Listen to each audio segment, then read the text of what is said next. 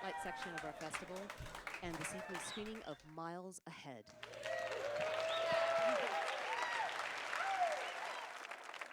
This is a film that closed the New York Film Festival, and we're really happy to have it here. Please help me welcome to the stage Don Cheadle.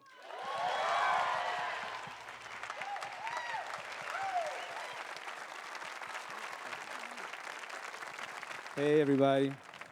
Wow, great to see you guys all. Thanks for braving the cold and coming out. I feel like a rapper. I feel like I need to just prowl the stage and spit lyrics. No, it's great to be here at Sundance. I think this is the 5th film that I've been here with, and it's just always a great experience. The kicker is, the bad part of it is I don't get to see other people's work. So we got to figure out how to do that. I just have to come. Hey, what's up? It's my uncle. No, so again, I'm glad you guys came out, and thank you for just in general supporting film and supporting filmmakers, and being here for people who may have this be their one and only experience with a theater like this and this kind of work. So applaud yourselves real quickly, please, for real.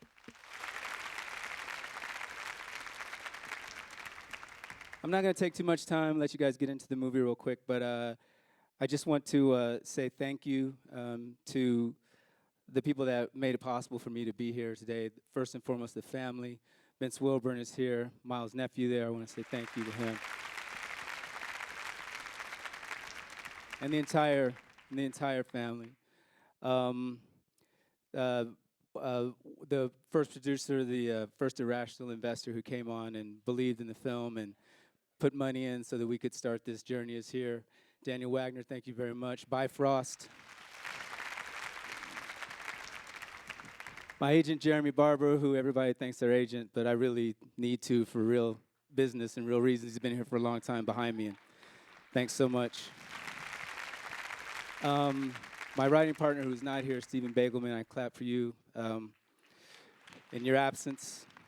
My producing partners, for whom I owe a lot of this to, couldn't have done much of it without them, and they're here tonight too. Lenore Zerman, Pamela Hirsch, how are you guys? And Sony Pictures Classics for believing in this and picking this up and running with the ball. They're here a lot, and they know what they're doing, and thanks, Tom, thanks, Michael. You guys are over there, appreciate it. I'm going to introduce the members of the cast, the ones that are here anyway, and that brave the cold. And is everybody standing over there ready to come out? Huh? It's only you? Oh, you guys are here. Where's Keith? Keith Stanfield, are you here? Really, Keith, really? Keith Stanfield.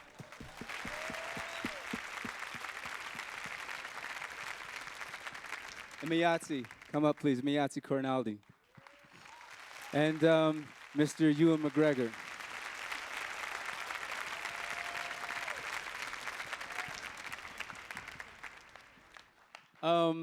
As was said before, and I'll say it again, this is not a biopic. This is an expression and an experience and an investigation into one of our most prolific and greatest artists of the 20th century, and a love letter in many ways from me to Miles Davis, and a big appreciation again to being bestowed the honor by his family to allow me to go on this journey. So that's it. Thank you guys for coming. There will be a Q&A after, so I hope you enjoy the film. Good night.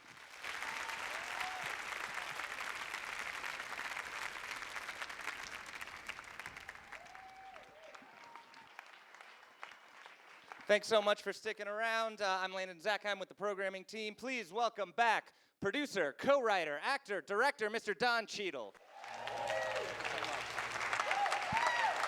Thank you.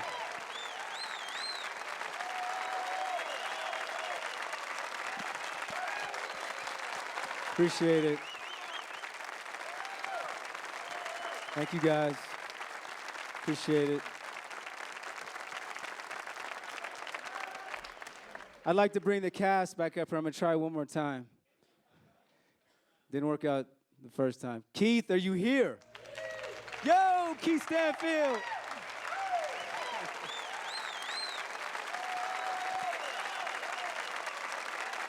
And Mayatsi, Corneldi, come out, please.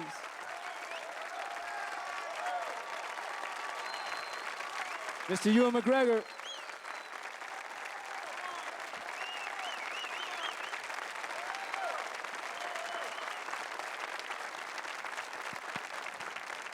Thank you. I do want to make sure we have time for questions, but before we open it up, Don, this is very clearly, you wear many hats in this production, and I know you did a crowdfunding campaign, and this is clearly a passion project for you. Can you talk about where the vision for this film originated from, and how that drive got you to the final film we just saw?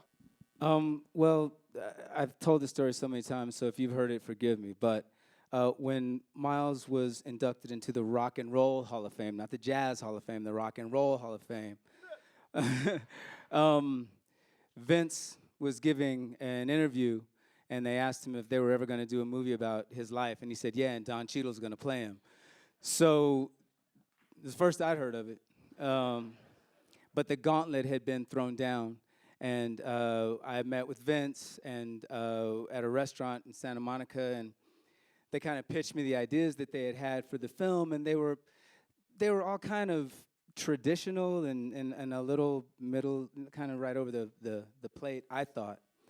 And so I said, no, those are all, they're cool, but I want to do something a little crazier than that with this guy's life and do something that's a little more gangster and a little more just different.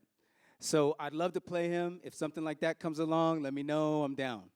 So I was driving back to my house, and I went, but who's going to do that? And I thought, I kind of have to figure out a way that I do it. So I literally, on the way home, called back, and I said, I think I got to do it. And he was like, yeah, I think you got to do it. So they were very interested in the idea from Jump Street, but of course, because they're intimately aware of the kind of person Miles was and his expansive, creative mind, and they didn't want to do something ultimately that was like something that had been done before, because that his whole mantra was, don't look back, do the next thing, don't do the last thing. So that kind of started the long journey, and we at first were at a different place, and we sold the movie to another company. That company fell apart, and we danced around with 2 or 3 different financiers. That didn't work.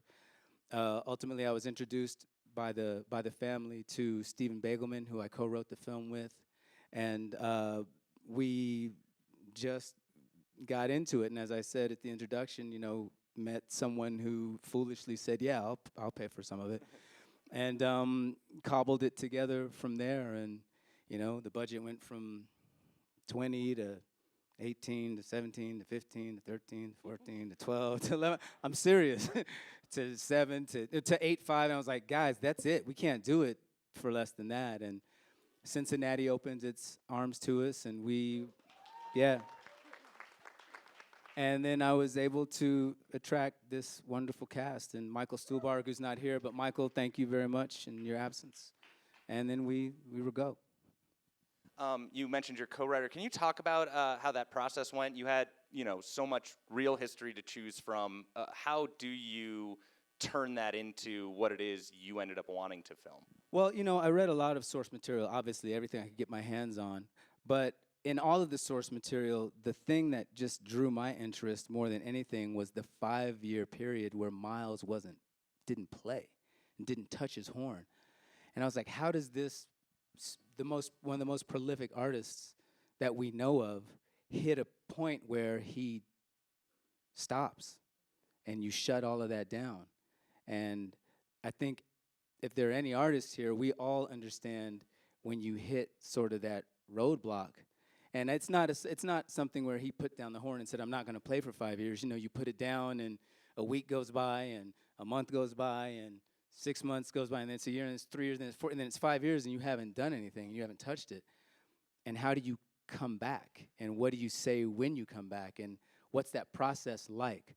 So we gave ourselves the permission, and thankfully the family gave us the permission to just use our imaginations and say, we want to externalize what we imagine that internal journey would look like.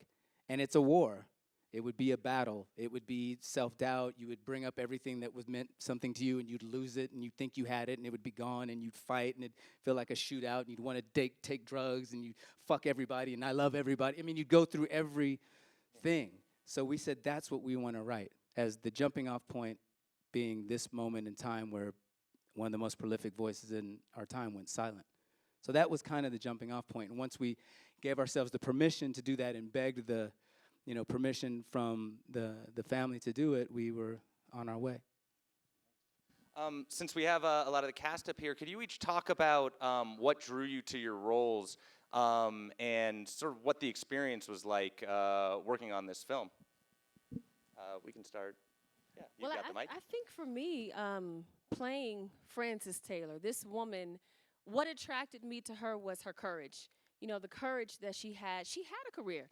She had a life. You know, she was in West Side Story and Mr. Wonderful. She had all of these things. And so for her to be able to say, when he asks her to give up her career, you know, she was in love with this man, you know. So for me, that is what attracted me to her most, the courage that it took to love with everything that you had, to give everything that you had.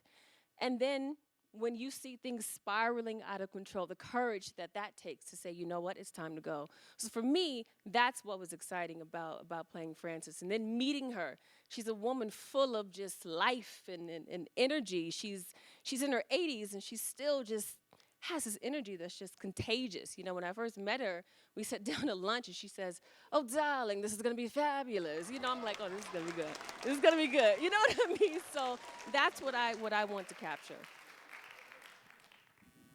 Keith? Damn, I gotta follow that up. No. I have to say something before Keith talks.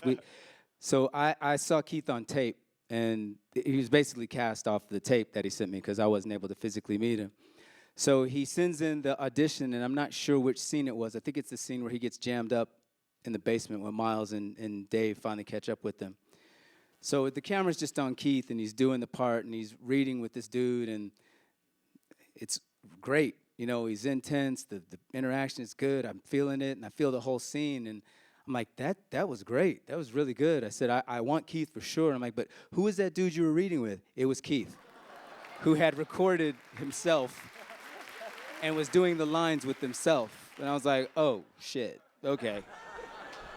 Yeah, I feel like, I don't know, I'm the best person for me to act off of. I don't know. I just put it.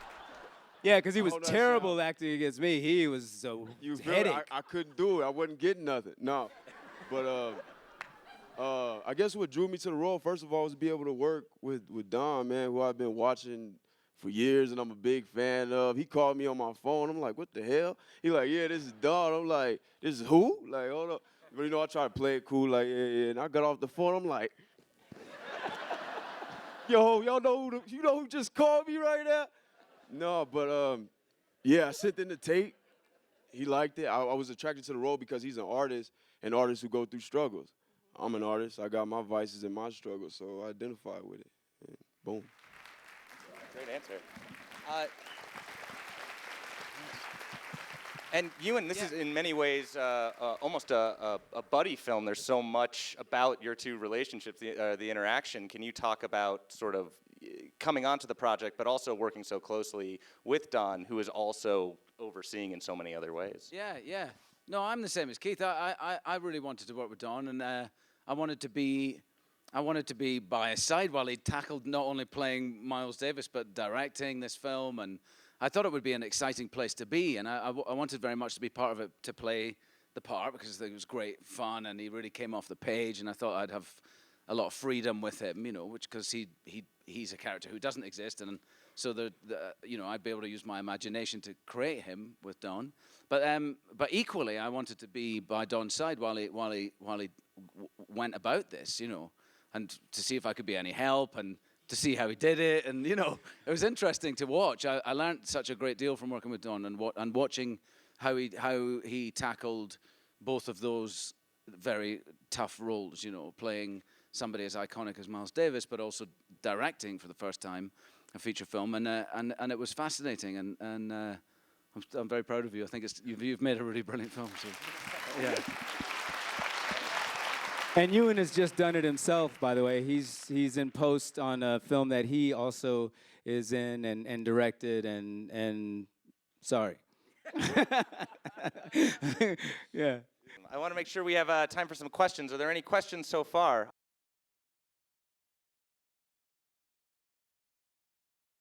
I think something that actually helped in an interesting way was having to pair the script, is having to back into numbers every time, because this, there was no margin for error.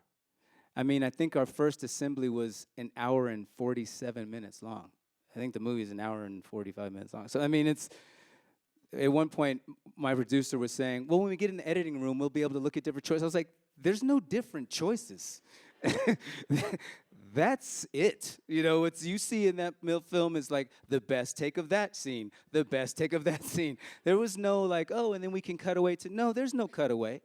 I mean, the scenes that, when I'm playing Blue and Green, when Francis comes into the club and Miles is playing, I was doing that all to playback. But included in the playback, because we use so much atmosphere, so much smoke for that scene, the fire alarm is going off, the smoke alarm is going off, and the fire department is driving up the street with their sirens on. So while I'm playing that beautiful ballad to her, that's what's going on in the background. So many things that happened on the film were we just went with what we had. We just had to, Roberto and I had to lock arms and just trust it and go with it. And there wasn't a night that we didn't come back to our rooms and go, oh, we're fucking it up so bad. This is gonna be so bad. I mean, Pam had to talk us off a ledge every single night because you're just so exposed. And I don't know how we did it. I think having that sort of necessary, just guerrilla approach to the film making of it, when we knew, oh, we have to cut $2 million out of the budget. It's like, okay, well, those 6 scenes have to go. There's just things that had to happen by necessity. So to answer your question, I don't know if I've done any job of that at all.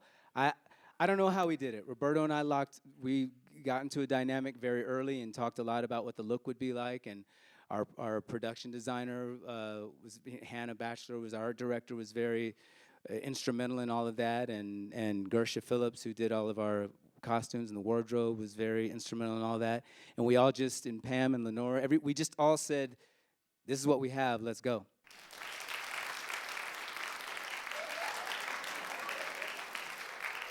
Very difficult to learn. That's one of the meanest instruments that there is. And I think trumpet players kind of traditionally say that if you don't practice for 1 day, you notice. If you don't practice for 2 days, people who know notice. If you don't practice for 3 days, everybody notices. And I grew up playing sax. I played sax, alto sax, and soprano and bari and tenor, all the different saxes from when I was maybe 10 years old to a senior in high school. And I was that kid who would come home and, I don't know, whoever's old enough in here to remember when records had a 78 speed, you could take an album and almost get an octave lower for what the solos were. So I would take Cannonball Adderley solos and Charlie Parker solos and be able to hear what they were actually playing because it was half speed. And I'd be the dude after school at home in the basement transcribing, Charlie Parker solos, while everybody else is like, you're an idiot, what are you doing?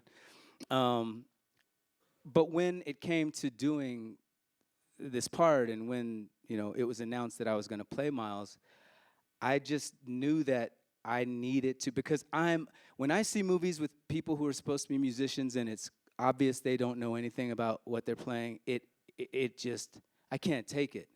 And so I didn't want to be that guy that was pushing the third valve on the trumpet. It was like, what are you doing? You don't even know what you're doing. So I figured, obviously, I was never going to get as good as Miles, but I would be as good as he was at some point when he played trumpet. So I think I got as good as he may have been when he was 14 years old, but at least I was on the continuum. I was on the path.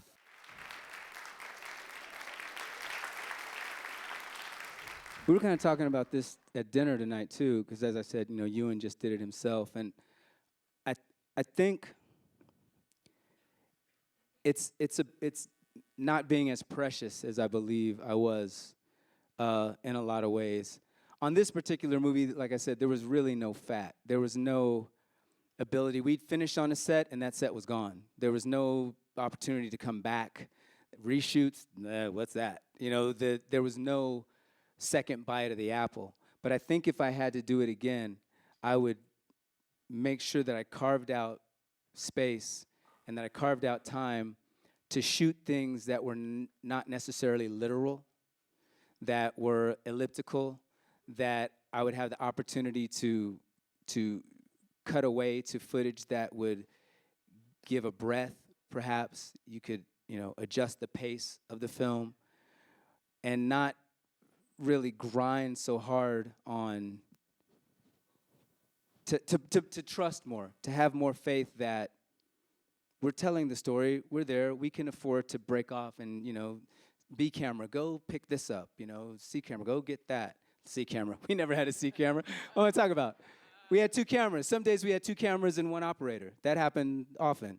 I'm so sorry we have to load another film in. Let's please thank our wonderful filmmakers for playing this great film.